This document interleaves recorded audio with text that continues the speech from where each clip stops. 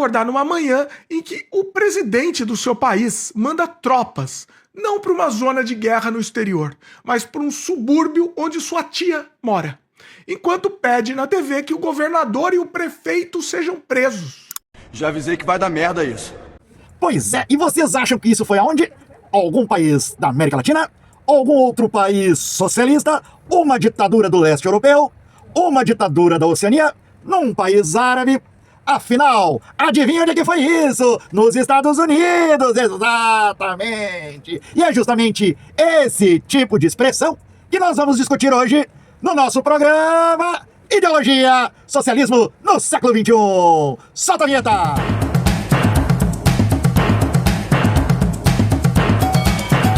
Pessoas que querem destruir nosso país, não deixaremos acontecer com as pessoas, nós seremos mais ameaçadores para eles. Olha isso. Nossa. Covarde, né? É covarde. Olha, ele é um covarde. Ele diz muitas coisas pra câmera. Ele gosta de fingir ser um cara durão. Venha me pegar. Venha me pegar. Muita gente está falando que os Estados Unidos começaram uma guerra civil. Essa estranha cena que vem se repetindo nos últimos dias nos Estados Unidos. Mobilização de tropas federais e da Guarda Nacional em cidades majoritariamente governadas por democratas. Novas ondas de prisões e raids do ICE.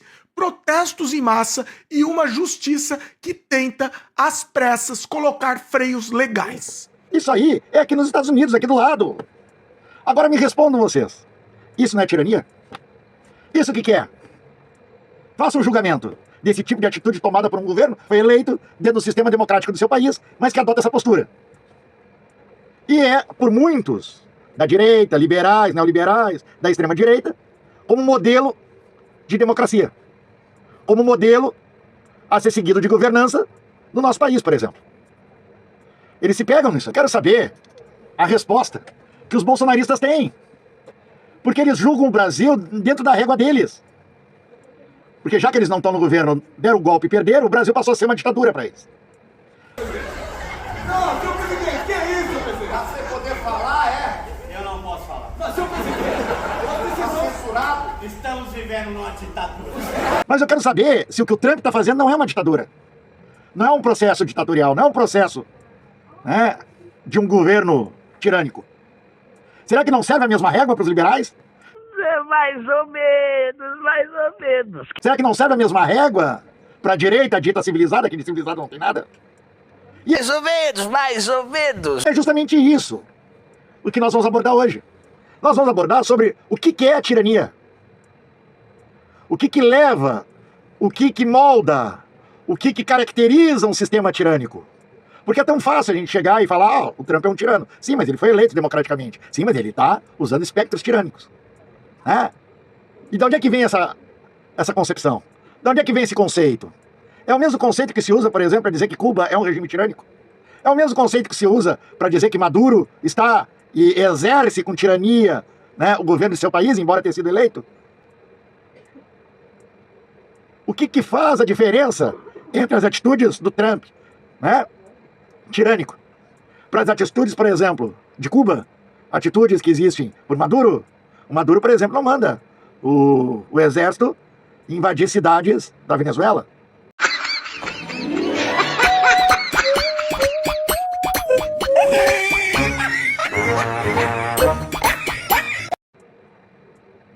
Chama que o Brasil é uma ditadura, mas tu não vê o governo Lula mandando o exército, a Polícia Federal, tirar do governo, ameaçar um prefeito, ameaçar um governador do estado, colocando o exército acantonado nas cidades. Vocês veem isso? Não, vocês veem o Supremo Tribunal despachando ali um pedido de um mandato para prender algum prefeito, para prender algum governador porque discorda, ou porque fala e critica o Estado, a economia? Vocês falam isso? Vocês viram isso? Vocês viram nesse transcorrer que o Brasil foi sobretaxado e houve ameaças de invasões ao território brasileiro? Vocês viram o governo Lula impor um regime, fechando o regime, e impor a esses governadores que fizeram coro ao ataque americano à nossa soberania?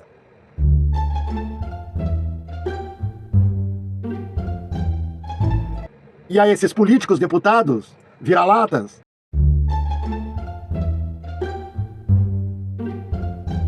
Prefeitos vira-latas, e fazia o eco a esse discurso de ataque à nossa soberania.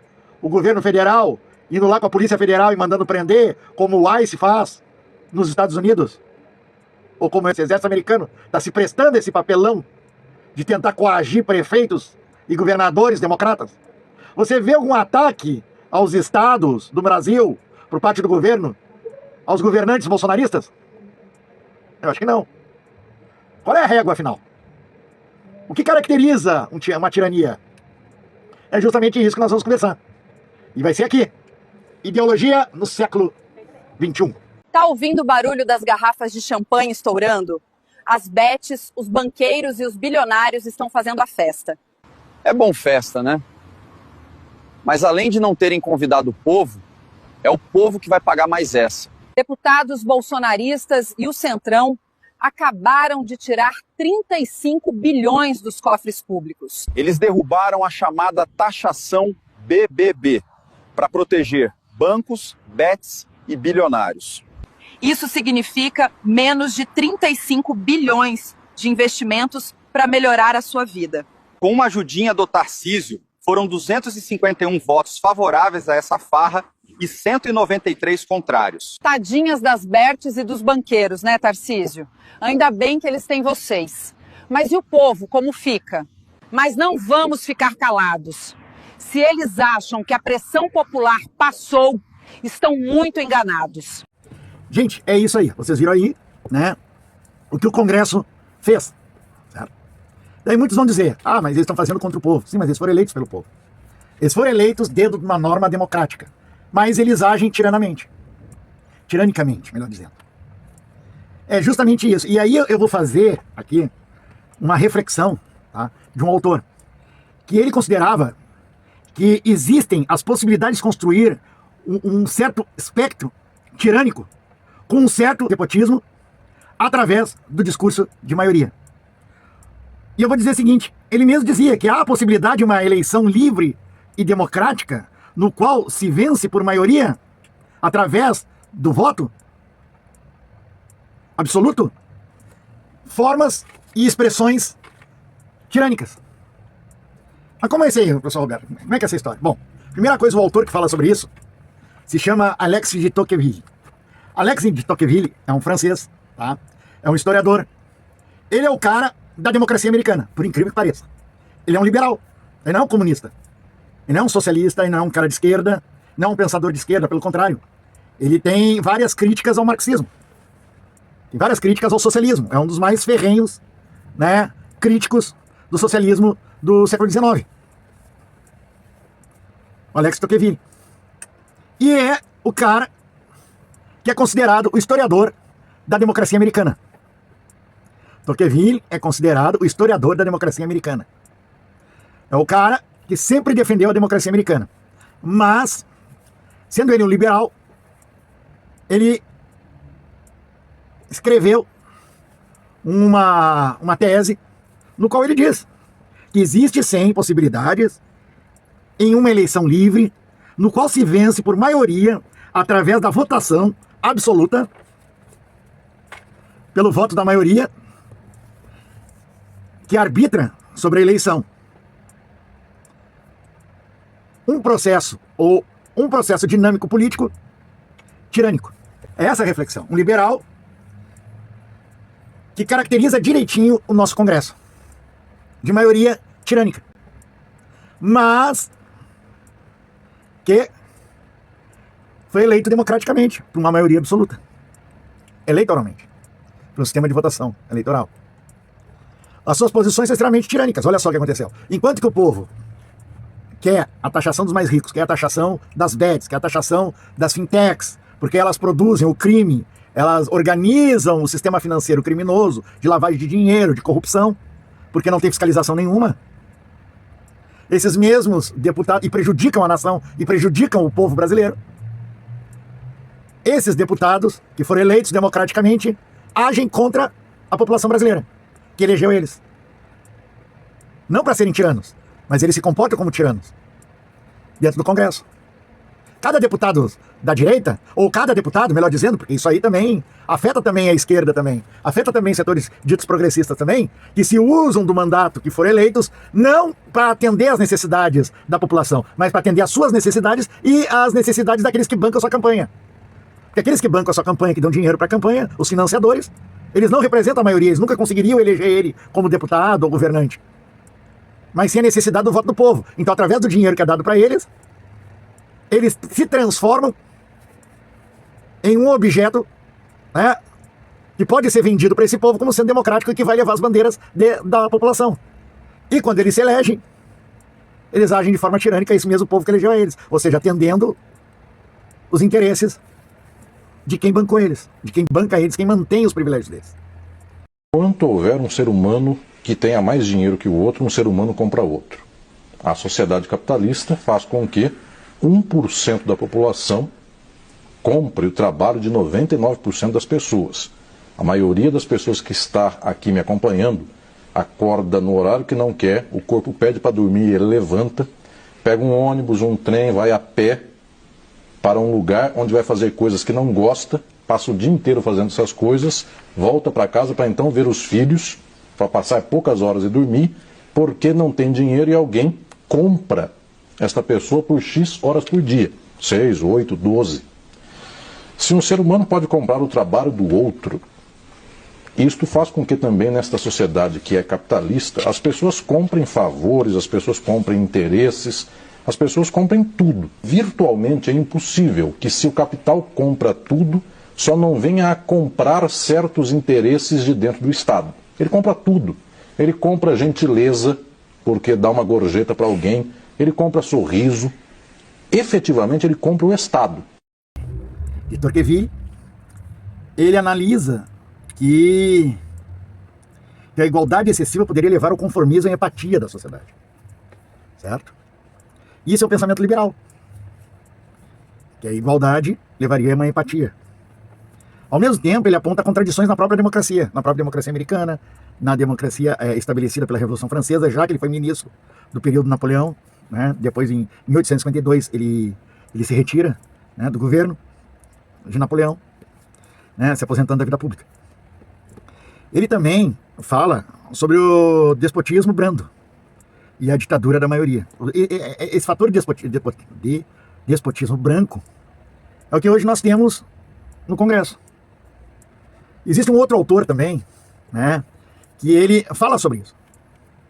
E ele não é socialista, não é comunista, não é da esquerda.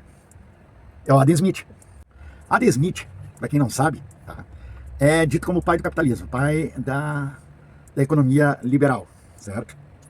Tem hoje todo o arcabouço capitalista, a explicação capitalista sobre o capitalismo, né, em cima do livro que ele escreveu, que é A Riqueza das Nações. Só que esse livro, As Riquezas das Nações, não se chama Riqueza das Nações. Riqueza das Nações é assim que ele é conhecido, só ideologicamente só se cortou a metade e pegou da metade para o final, chamado Riqueza das Nações. Mas na realidade é um livro que investiga sobre a natureza e a causa da riqueza das nações. O qual Adam Smith se debruça em cima disso, a relação de mercado, onde começou, a história e tudo mais, e faz toda uma análise, né, em cima do acúmulo, né, das fortunas da riqueza das nações. Esse livro, ele praticamente é hoje o livro de cabeceira de qualquer capitalista, certo? Qualquer neoliberal, qualquer liberal, a primeira coisa diz, Adam Smith, mas às vezes não sabe nem de quem está falando, né? Só cita por citar. Nas faculdades de economia, ele é muito estudado também, assim como Karl Marx também é estudado nas faculdades de economia, por incrível que pareça. Que é para ter o contraponto à crítica sobre a crítica. Mas Adam Smith, ele escreveu um primeiro livro chamado Teoria dos Sentimentos Morais. Nesse livro, que é a primeira publicação, tratava sobre ética. Antes do livro, que se tornou um grande best-seller, que se tornou um grande manual do capitalismo, da retórica capitalista, que é A Riqueza das Nações, que no qual o verdadeiro nome é uma investigação sobre a natureza e as causas da riqueza das nações, para te ver que até a ideologia ela tenta manipular, entendeu? A ideologia burguesa ela tenta manipular, né, para que ele tenha um amparo teórico, né, sobre dar legitimidade às suas ações, que muitas vezes são opostas aos autores que eles propriamente usam e citam, sem saber, né, sem saber o conteúdo e a forma, né, dessas obras e a mensagem que ele quer colocar. Antes desse livro, né, da Riqueza das Nações, Adam Smith escreveu a Teoria dos Sentimentos Morais. É um livro sobre ética. E nesse primeiro livro de projeção que é do autor, ele busca explicar como os seres humanos sociais possuem uma tendência naturalmente egoísta e ainda assim de empatia com os outros. Ou seja, o ser humano ele tem uma tendência egoísta. Tanto é, os liberais só vê o acúmulo da fortuna para eles, só acúmulo de renda. Eles procuram acúmulo de renda e comprar as pessoas, para ter mais acúmulo de renda. Tá? E Adam Smith ele examina sob ponto ético esse egoísmo. Ao mesmo tempo, ele não tira o caráter humanista das pessoas. Ele aponta o caráter egoísta, que é um dos sentimentos do ser humano, que ele tem profundamente. Ao mesmo tempo, ele também tem uma visão humanista e também fala que a mesma sociedade que é egoísta, ela também é empática sobre outras pessoas. Ela tem resíduos de empatia, né, que se corromperam durante alguns séculos de exploração. Exemplo, escravidão, colonialismo, formas de enriquecimento pelo colonialismo, exploração pelo homem, e aí vai, são relações egoístas, né, mas ela tem empatia sobre os mesmos, né, sobre as pessoas ao seu redor, formando assim uma classe, a classe burguesa. Ela é egoísta para fora, mas ela é empática para dentro, né? Mas isso aqui tem que ver com a primeira parte, quando a gente falou de Alex de Tocqueville, sobre a questão da democracia, a questão da tirania, Congresso Nacional. É justamente isso, que as relações morais e éticas numa sociedade capitalista, ela existe apenas para eles, da forma deles e da forma como eles lidam entre eles, não da forma como eles lidam com outros, ou seja, as pessoas que eles exploram.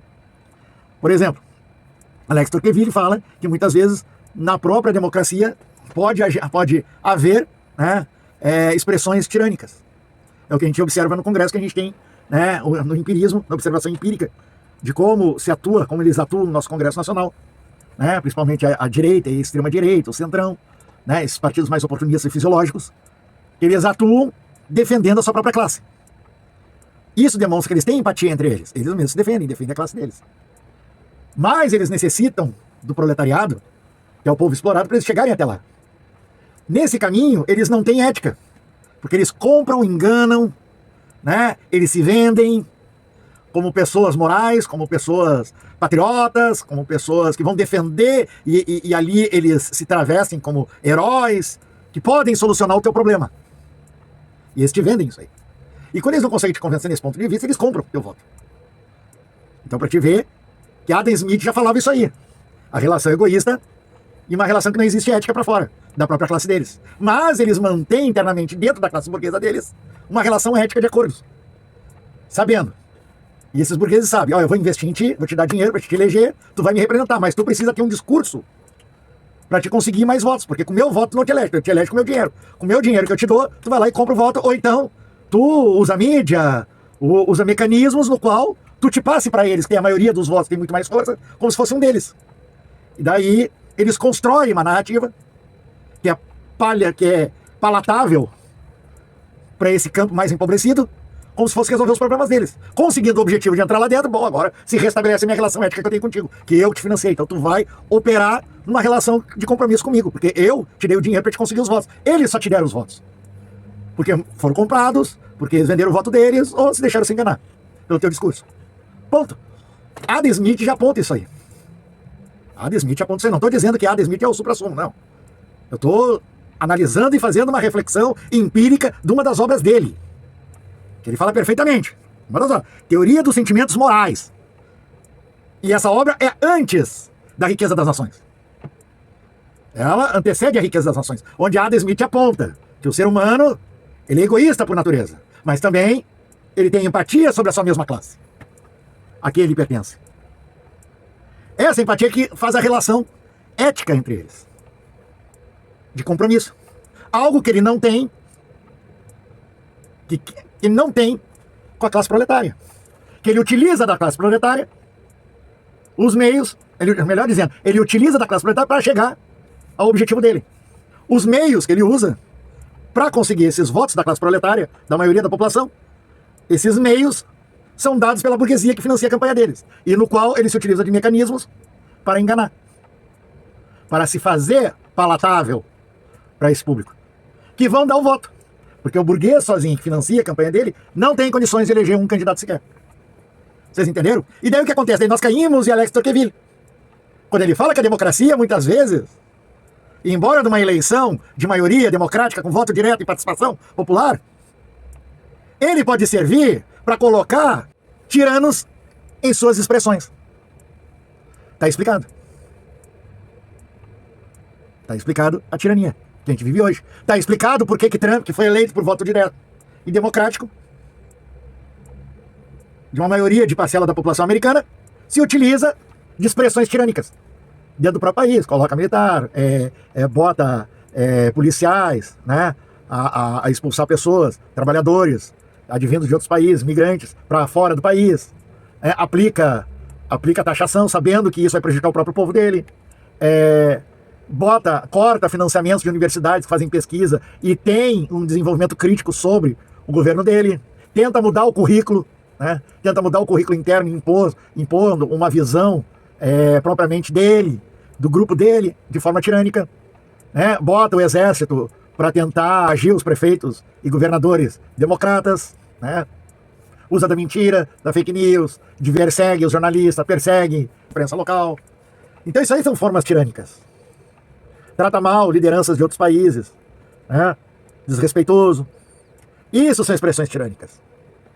A tirania, ela não tá só naquele espectro, o cara vai lá e corta a cabeça, que nem os governos árabes aí, que pegou um jornalista e praticamente esquartejou e botou no ácido, como o do Emirados Árabes, no qual os bolsonaristas não falam nada, no qual o Trump não fala nada, né?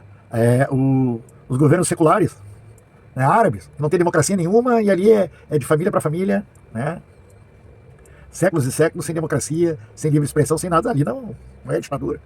Ali, pro Trump, aquilo ali, porque aquilo ali é o que ele queria ser, no fundo. E os bolsonaristas também se calam perante isso, que é aquilo que eles queriam ser, no fundo. E por que eles batem no socialismo? Por que eles batem no comunismo? Todo tempo aquela velha cantilena enfadonha. Por quê? Porque o socialismo é participação. Ou seja, o socialismo exige que haja o socialismo. Para que haja o socialismo, para que haja o comunismo, é preciso um processo da sociedade de amadurecimento, tanto intelectual, como empático, como social e moral e ético ainda por cima. No qual as pessoas vão participar do processo. Daí vai, mas o partido único. É o partido do povo. É um partido que todos fazem parte. Entendeu? E que participam da economia, participam das resoluções, participam das decisões diretas. E através dessas decisões, eles elegem seus representantes, que vão seguir na mesma toada. Não é que nem aqui, não é que nem nos Estados Unidos, que tu elege, né? Não é que nem na Argentina, não é que nem em países onde existe a democracia liberal, onde tu elege um representante que ele não vai fazer aquilo que tu acha que deve fazer, que ele se propôs a fazer para ti.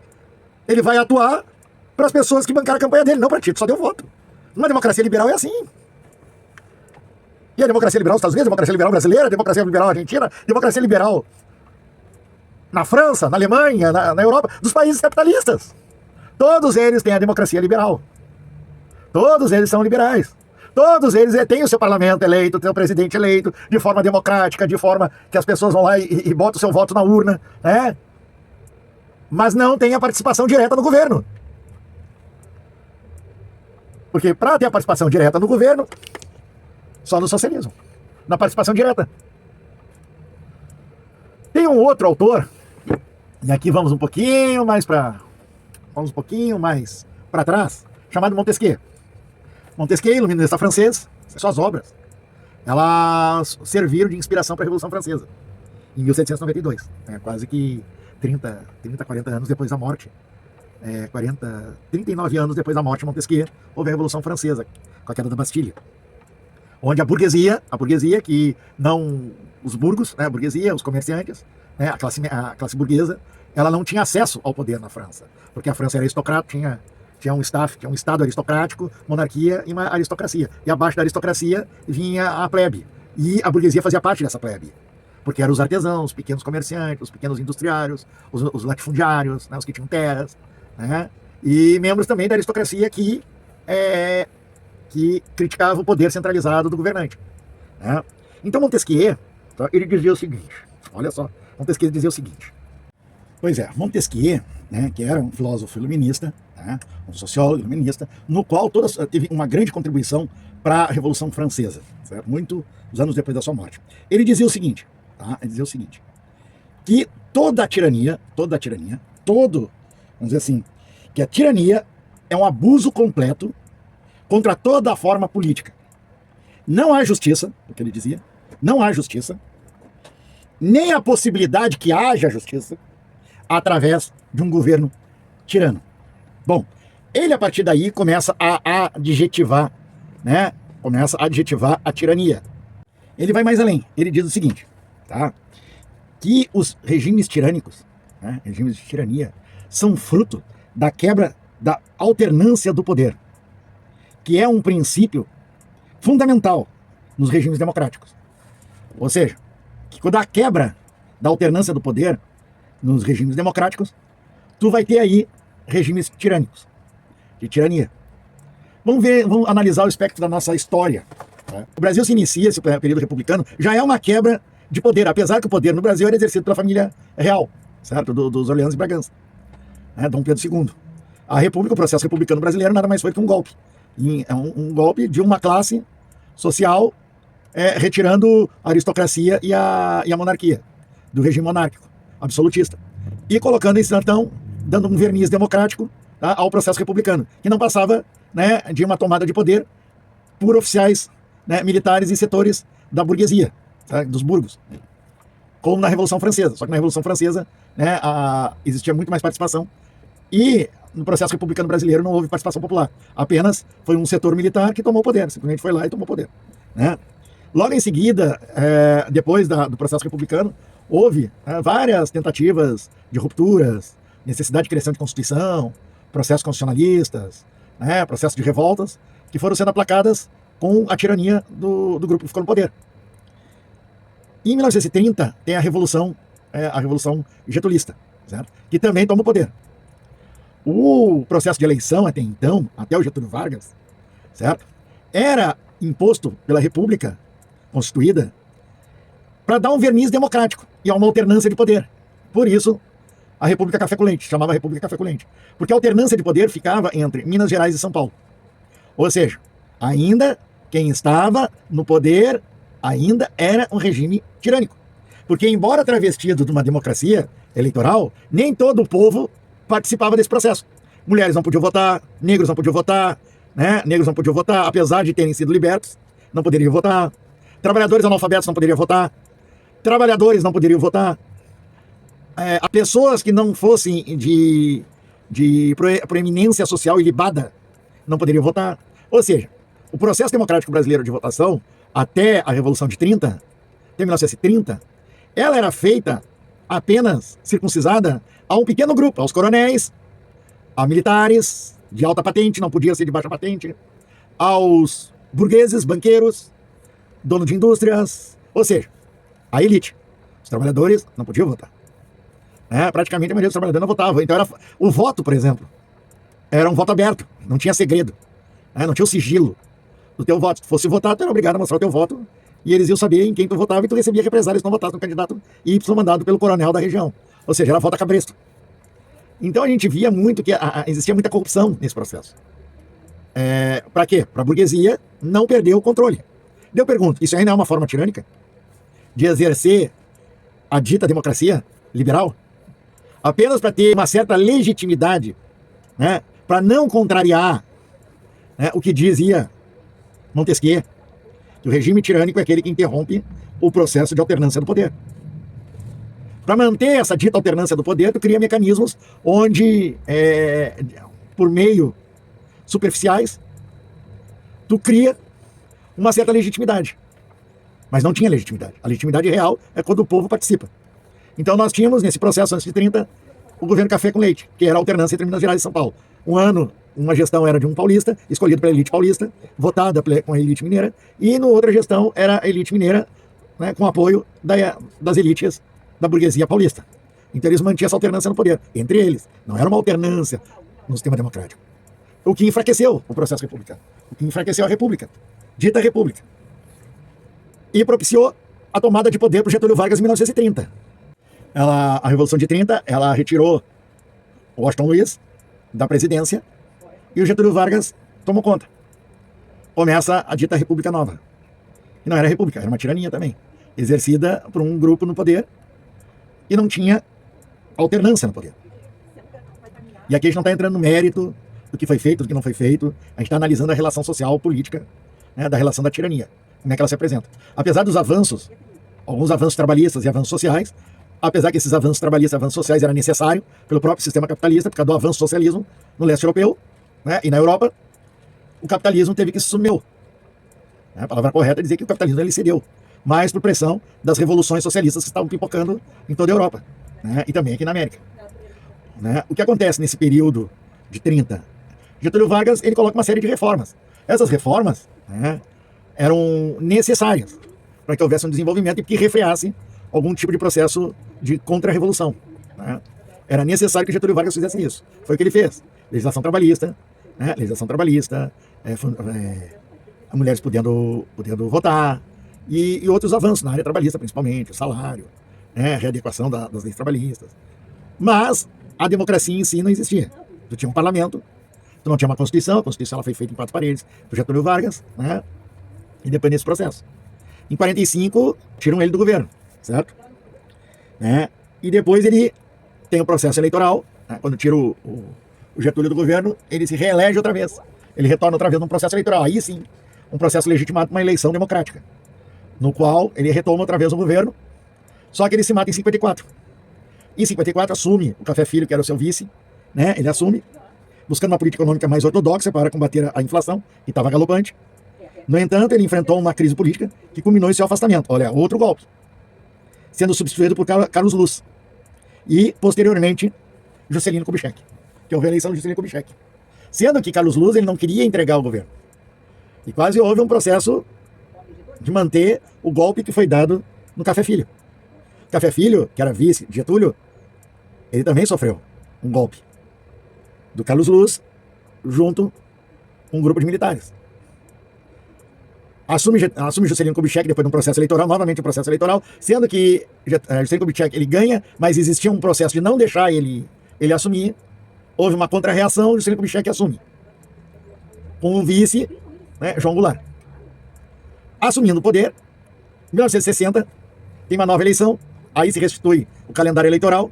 Em 60 tem uma nova eleição, onde a chapa Jânio Goulart se elege. Em 25 de agosto, Jânio Goulart, né, ele viaja para a China para estabelecer relações comerciais com a China, né, Brasil e China. Vocês veem que veio desde 1961 esse processo de aproximação comercial com a China. Jânio Quadros, que ficou no Brasil, ele pede a renúncia em 25 de agosto, numa tentativa de dar um alto golpe.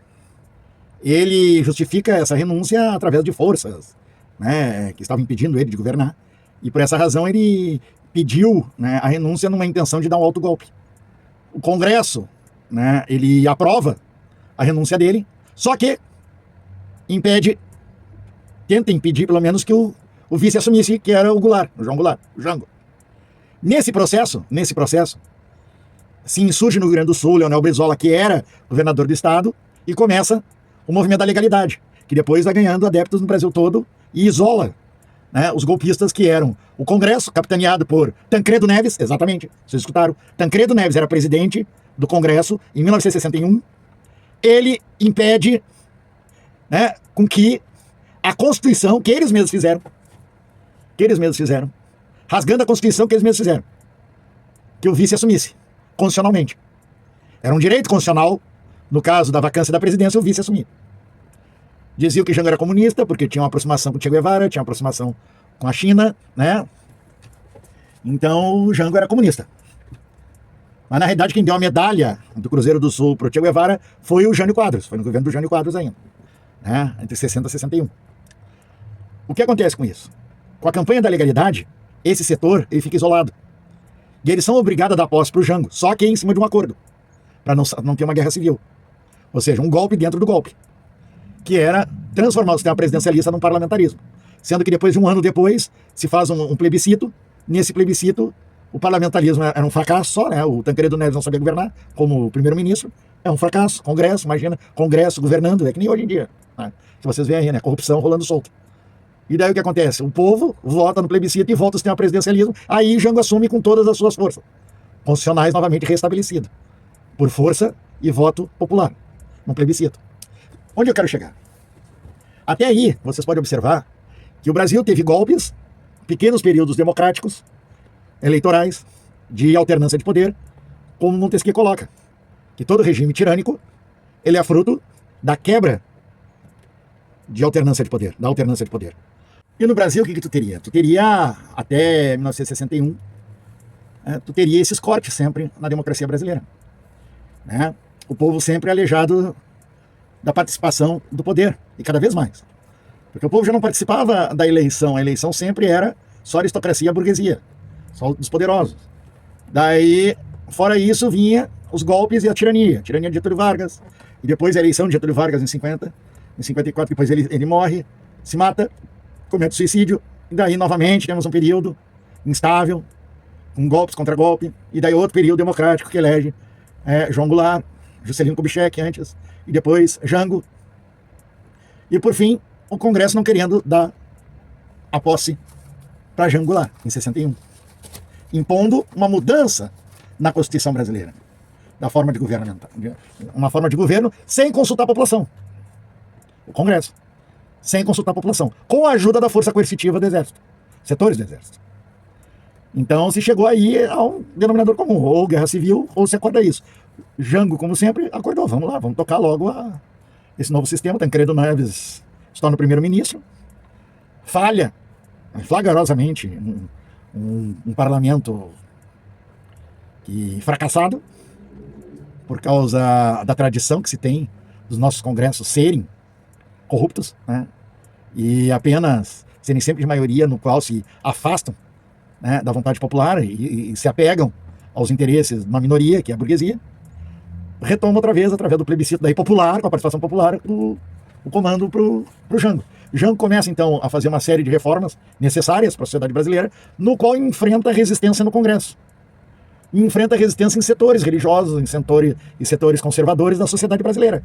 Em 64, com a ajuda do Congresso, com a ajuda de setores do Congresso, com a ajuda dos militares e com a ajuda desses setores mais conservadores da sociedade, que era uma minoria, eles impõem um golpe militar. Novamente, nós temos uma tirania. Então, o golpe militar, ele gerou um governo tirano. Um governo tirânico, com tortura, morte, uso à violência, todas as características de Montesquieu e de Aristóteles, né, que caracterizam e adjetivam o que é um governo tirânico. Foi a ditadura militar, que hoje os bolsomínios, eles negam que houve uma ditadura, mas houve. Foram 30 anos de tirania no Brasil. 30 anos de tirania. No qual eles operaram em cima dos atos institucionais. O AI-1, AI-2, AI-3, AI-4, perseguiam, matavam, torturavam, fechavam sindicatos, né, prendiam lideranças, não tinha julgamento. Aquilo que o Montesquieu dizia, que num regime de tirania não há justiça. Não tem nenhuma forma de se fazer justiça, não tem justiça. A justiça ela é feita a partir dos olhos de quem está no poder, quem é o tirano do poder. Nesse caso, o regime militar. Os milicos, junto com os setores da burguesia brasileira. Novamente a burguesia. A burguesia sempre aparelhando, né, a classe militar, com a ajuda dela, com a conivência dela, sempre usurpando a democracia, sempre rasgando o Brasil, a Constituição. Sempre. É histórico isso no Brasil. E o regime o setor militar sempre serviu à burguesia. Ela é o braço armado da burguesia. Ela não é o braço armado do povo brasileiro, do proletariado, do trabalhador. Não, ela é o braço armado da burguesia. Aí vocês têm o porquê da ação violenta contra a população de baixa renda. Aí tu vê o porquê dos massacres nas vilas, no morro, na periferia. Aí vocês têm o conteúdo fático, a relação fática da verdade, do porquê que é usada a força coercitiva em cima do povo brasileiro, do proletário. Por quê? Porque a burguesia, ela é tirana. E vai ser sempre tirana. Dilma Rousseff, governo Dilma Rousseff. Eles retiraram, eles deram um golpe e impuseram alguém que não foi eleito, era o vice da Dilma. Mas o projeto que ele instalou não era o projeto eleito. Temer era um tirano. Quando a população elegeu para o segundo mandato a Dilma, elegeu em cima de um programa, que não era o programa do Temer. E o Congresso deu um golpe na Dilma, impondo um tirano que impôs o seu programa, e não o programa de governo que foi eleito legitimamente, com a ajuda do Congresso de maioria burguesa, de interesses burgueses. Em 2018, se elege Bolsonaro, fruto desse golpe da Dilma, todo um processo de deslegitimação das forças progressistas de esquerda, que estavam ganhando as eleições sucessivamente nos estados, municípios, câmaras de vereadores, né? Assembleia Legislativa de Estados, Senado, Governo Federal, senadores e o Governo Federal fizeram todo um processo de deslegitimação para eleger o Bolsonaro. Bolsonaro toma conta 4 anos, faz um governo péssimo, medíocre, horrível, assassino. E quando perde a eleição, tenta dar um golpe com a ajuda de setores das Forças Armadas. Só não deram o golpe porque não iam encontrar por parte das forças internacionais a legitimidade para romper com a Constituição. Só não deram golpe por causa disso. Mas eles quase deram golpe. E nós teríamos um regime de tirania novamente, que seria exercida pelo Bolsonaro e o bolsonarismo, que é uma minoria, que perdeu as eleições. O projeto bolsonarista perdeu as eleições. O projeto da burguesia, que se aliou ao Bolsonaro em 2022, que era aliado em 2018 e depois foi aliado com o mesmo projeto em 2022, perderam as eleições. Só que eles queriam dar um golpe para impor à população brasileira o seu projeto, que não era legítimo. Essa é a nossa história. E agora eu digo para vocês, isso tudo ocorre aonde? No socialismo? Nós vivemos no regime socialista? Ou vivemos sobre um sistema capitalista? Isso tudo é feito no capitalismo. Trump, Brasil, Argentina. Ou os argentinos elegeram passar fome? Ou os argentinos, quando votaram em querer que fechasse todos os serviços sociais. Os aposentados, quando votaram em Milei, eles votaram para acabar com eles mesmos, passando fome e miséria. Não! Não! Milei enganou o povo, se travestiu de Salvador e enganou o setor, que não votou para isso. Eles votaram para outra coisa, que salvassem eles da miséria, quando Milei jogou eles para mais pura miséria, mais ainda. É isso que eu estou dizendo. Isso é ideologia. Isso tudo que a gente está vendo aqui é ideologia. Só que nós estamos falando, até agora, da ideologia da burguesia, do sistema capitalista. É isso aí, gente. Ideologia. Mais um programinha nosso. E não se esquece de dar o like, te inscrever no canal e compartilhar. E também dê a sua contribuição. Faça aí, né, a sua contribuição no sentido de dar aí uma proposta, né, fazer aí um comentário, porque assim você impulsiona o nosso canal. E semana que vem vamos falar sobre a história do fascismo. Continuaremos falando sobre a ideologia burguesa e como o fascismo é usado como instrumento da burguesia para sufocar os movimentos populares, dos trabalhadores e proletários. Ou seja, o fascismo e o nazismo não é de esquerda, sempre foram uma ferramenta da direita. Fica aí com vocês, até o nosso próximo programa Ideologia. E não se esqueça, quarta-feira nós temos à noite também Falando Sério de Política com o professor Roberto, pegando todos os comentários da semana e as notícias da semana. Aí, fica com vocês, esse abraço e bom fim de semana.